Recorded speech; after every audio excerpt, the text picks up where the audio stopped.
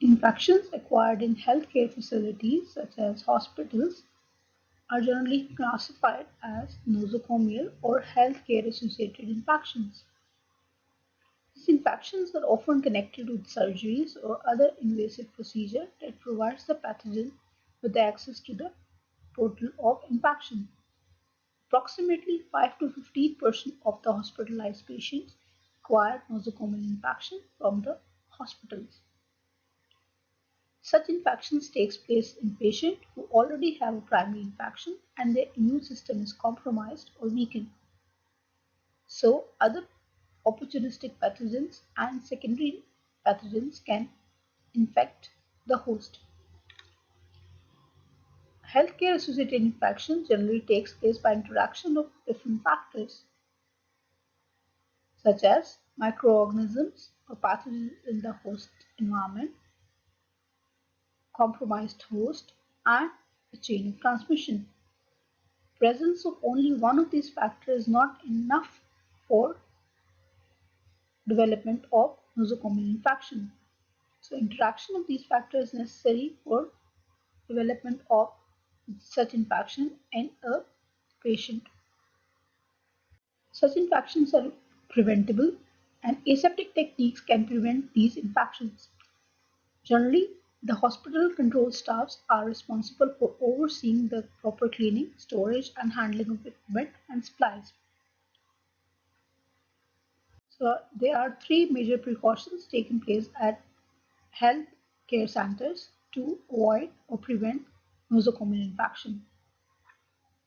So, contact precautions are taken for the patient which have infection that can spread by contact with feces, their urine or their body fluids, skin, wounds, or equipment or the surfaces contaminated by those patients. An example of such infections are Salmonella and Shigella, which requires contact precautions.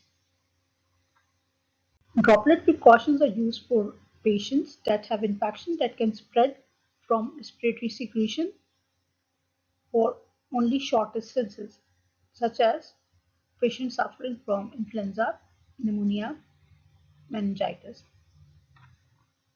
Airborne precautions are taken for patients which have infection that can spread by droplet nuclei over a long distance, such as in case of chickenpox, tuberculosis, and measles. A large number of international programs and agencies are involved in an effort to promote global public health. Among their goals are developing infrastructure in healthcare, public sanitization, and public health capacity, and monitoring infectious disease occurrence around the world.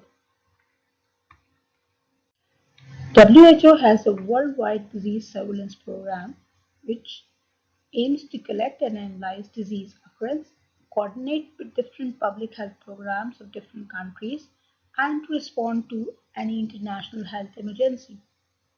Like nowadays, there is COVID-19 emergency declared by WHO. There are some agencies which are present at the country level, for example, CDC or Center for Disease Control and Prevention, which collect and analyze epidemiological data from USA and they published a weekly report of morbidity and mortality across USA. Both WHO and some national public health agencies such as CDC monitor and prepare for emerging infectious diseases. An emerging infectious disease is either new to a human population or has shown an increase in incidence since the last 20 years. Whether the disease is new or the conditions have changed to cause an increase in the frequency, its status as emerging implies that there is a need to apply resources to understand and control its growing impact. Emergent diseases may change their frequency gradually over time, or there would be a sudden epidemic growth. The importance of vigilance was made clear during Ebola hemorrhagic fever epidemic in West Africa through 2014 and 15.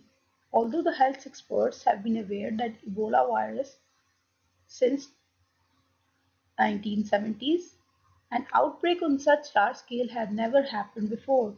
As you can see, there are very few cases reported during this year till 2013, but there was an outbreak reported with increased cases, like more than 28,000 cases were reported in 2014 and 15. The international public health communities responded with a large emergency effort to treat patients and contain the epidemic. There are various different factors which contribute towards emerging of new infectious diseases, such as E. coli 0157 and avian influenza virus H5N1 may result from genetic recombination between organisms. A new serovirus, Vibrio cholera 0139, may result from evolution of new strains.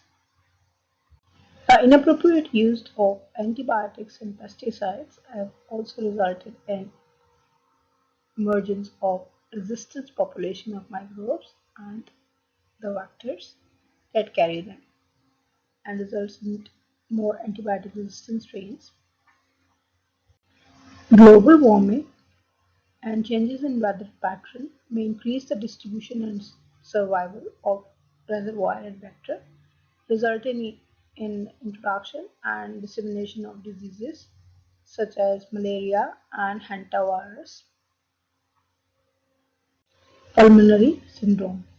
Many diseases like Zika virus, chikungunya, dengue, and West Nile virus may spread to new geographical area by modern mode of transportation. This was less likely 100 years ago, when travel took so long that the infected travelers either died or recovered during the passage. Failure in public health measures may be a contributing factor to emergence of previously controlled infections. For example, the failure of adults to get diphtheria booster vaccination led to diphtheria epidemic in the newly independent republics of the former Soviet Union in 1990s.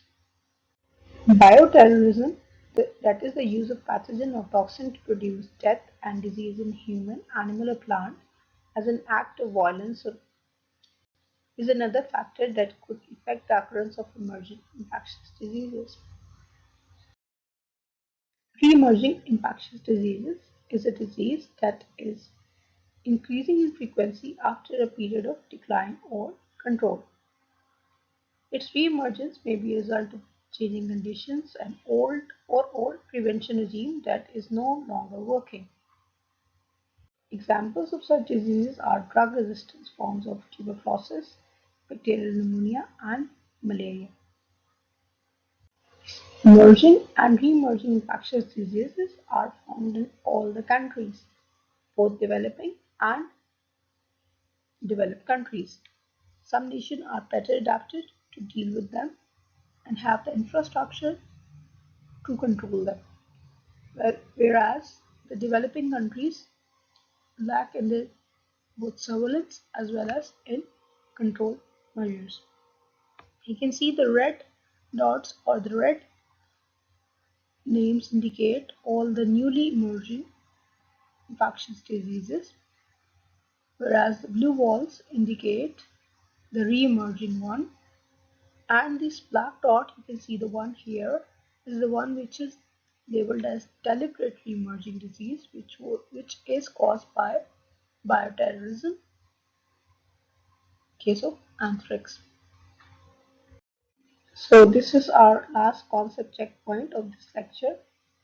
You were given a case in which you have to identify the mode of transmission of Mycobacterium avium in a hospital environment and the probable source of infection of the hospital and how uh, it can be prevented.